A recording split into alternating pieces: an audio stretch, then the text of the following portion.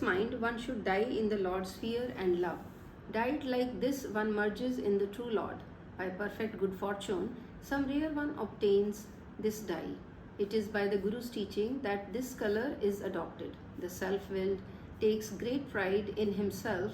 At the Lord's portal, he never attains honor. Attached to duality, he wastes his life, and without having understanding, he comes to grief. The Lord has concealed himself in the self. By the Guru's grace, union with the God comes. True is the Lord and true his commerce.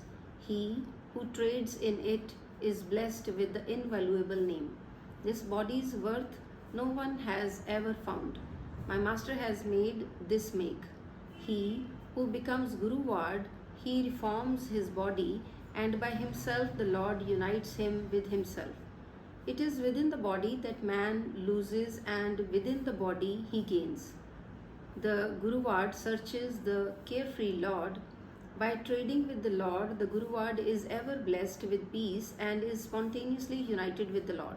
True is the Lord's mansion, and true are his treasures. God, the giver, himself gives his gifts. The Guru Ward praises his peace-giving Lord, and uniting his mind with him comes to know his worth. In the body is the name commodity. Its worth cannot be accessed. Unto the Guru Ward, God himself grants glory. He alone to whom belongs the body shop knows this commodity.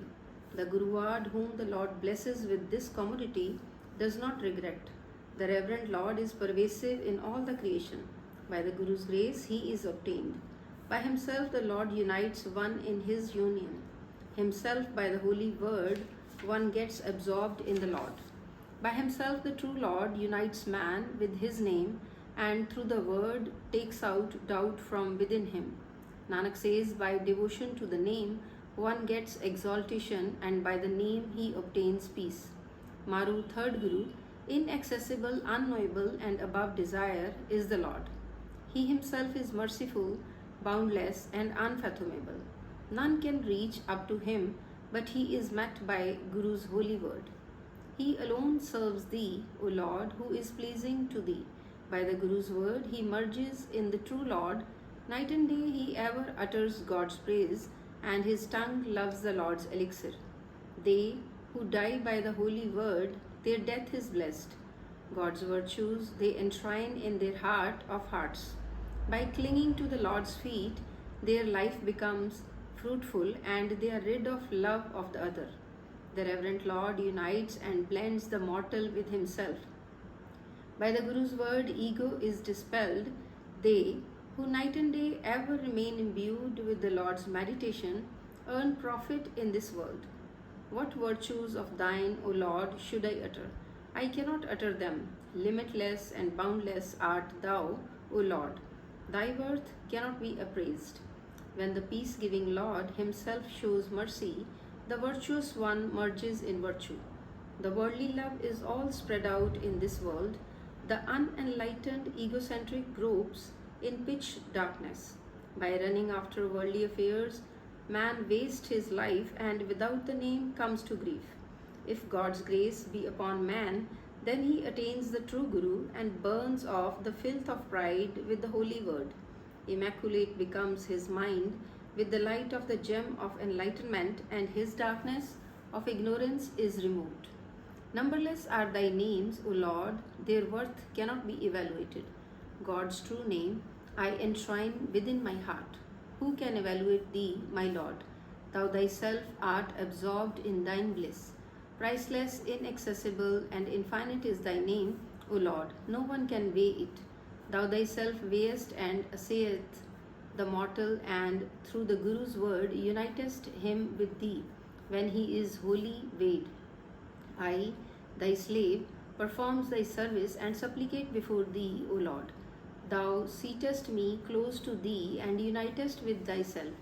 Thou art the peace-giving Lord of all the beings. It is through good luck that thou art contemplated. If man practices truth, that will be real continence, chastity, and self-control. If mortal sings God's praise, this mind of his becomes pure. In this world of poison, he obtains nectar. Such is the pleasure of my reverend Lord. He alone has realization whom the Lord so inspires. By singing God's praise, one acquires inner vision.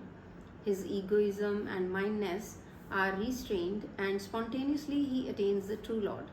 Without good action, good many others wander in existences. They are born to die again and again, and their wandering circles do not end.